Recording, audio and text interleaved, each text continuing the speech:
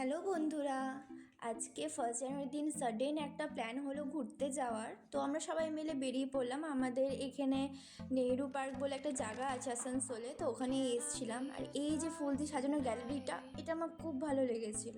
Actually আমি এসেছিলাম ছোটোবেলায় বাবা মার সাথে, আর এই ধেড়ে অবস্থাতে আসলাম দেখতে। অনেক দিন পর অনেকটা পাল্টে গেছে।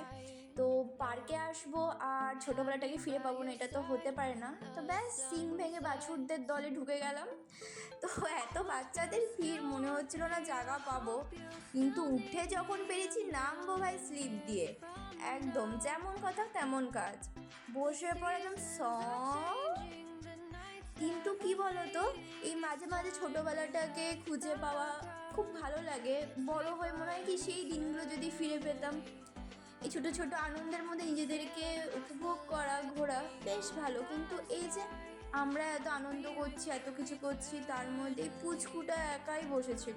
আমরা আনন্দ করবো, ওকে আনন্দ দেবো না? এটা তো হতে পারে না, বলো। হ্যাঁ, ওকে একটু আনন্দ দিয়ে দিলাম।